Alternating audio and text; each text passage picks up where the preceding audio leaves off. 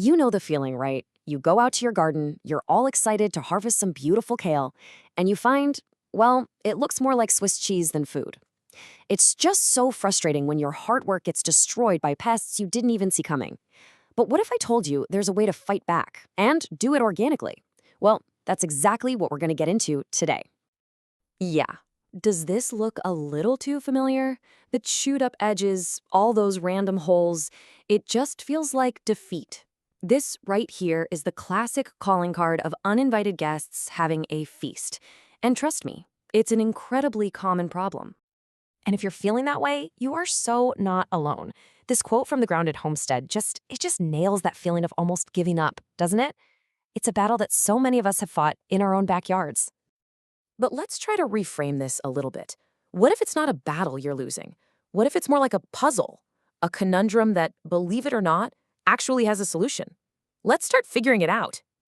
Here's the most important thing to remember. Bugs taking over your kale patch doesn't mean you're a bad gardener. Not at all. It just means you haven't figured out their game plan yet. And that's exactly what we're here for, to give you the strategies you need to outsmart them, the organic way. To win any game, you have to know who you're playing against. So let's meet the top 5 culprits that are probably causing 90% of your kale headaches. Think of this as our official rogues gallery.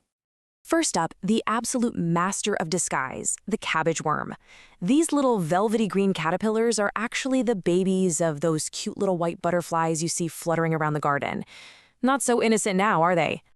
And you can see right here just how perfectly they blend in. It's crazy. Those butterflies, they're called cabbage whites, lay their eggs on the bottom of the leaves. And before you know it, you've got these super hungry eaters chewing big, ragged holes and leaving their little black droppings all over the place.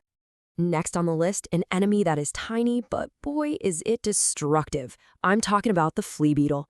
These little shiny black bugs get their name because, you guessed it, they jump like fleas whenever you get too close. And you will know their handiwork when you see it. It's this classic shotgun spray of tiny little holes peppered all over the leaves. They're especially tough on your young seedlings, and they can really slow down a plant's growth right from the start. Okay, so not all pests chew holes. Our third culprit is a bit more subtle. They literally suck the life right out of your plants. Meet the aphid. You're going to find these little guys in these dense clusters, usually hiding out on the undersides of leaves or on that tender new growth. They make the leaves curl up and turn yellow, and they leave behind this sticky stuff called honeydew. Now, that sticky mess can cause sooty mold to grow, and get this, it attracts ants who literally act like bodyguards, protecting the aphids from predators. It's a whole system. And the sap-sucking crew doesn't stop with aphids. There's another pest that makes its presence known in a really, really dramatic way. The whitefly. This is the dead giveaway. If you brush up against your kale plant and a whole cloud of tiny white bugs erupts into the air, yup, you've got whiteflies. Just like aphids, they'll make your leaves turn yellow and leave behind that sticky honeydew, and they absolutely love warm weather. And for our final suspect, a classic garden villain who does his dirty work under the cover of darkness, the slug. Oh yeah, the evidence is pretty hard to miss. Slugs leave behind these big, jagged holes in your leaves, and of course those famous, shiny slime trails. They love damp conditions, so they're usually hiding out in the mulch or soil during the day. Okay, we've met the suspects, so what's next? The next step in outsmarting them is to become a garden detective. Because catching a problem before it gets out of hand, that is everything. It is the absolute key to success. So what are you looking for in your detective rounds? Keep an eye out for these 4 big red flags.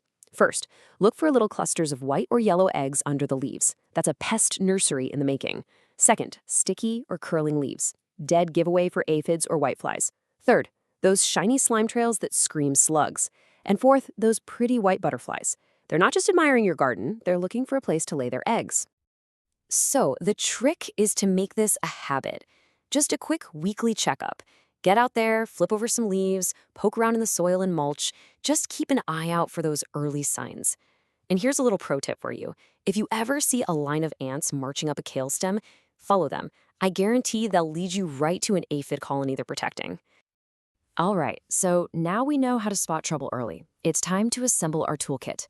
And no, we are not reaching for any harsh chemicals.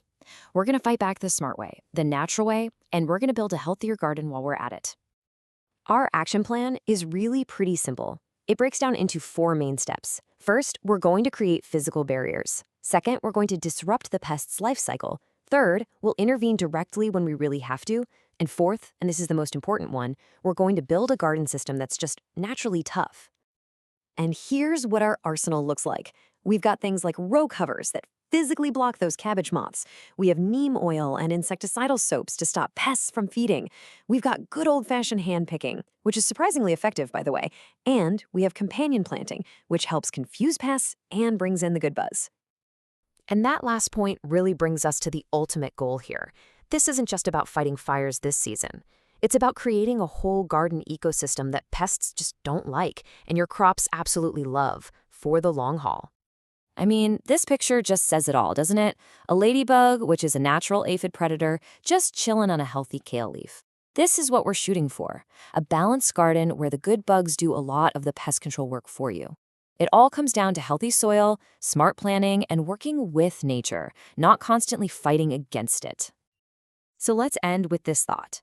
The goal isn't to create some sterile, bug-free bubble in your backyard. That's just not how nature works. The real goal is to cultivate a balanced, resilient garden where, sure, a few pests are part of the scenery, but your harvest is safe and sound. So the real question is, what's the first step you're going to take to create that balance in your own garden?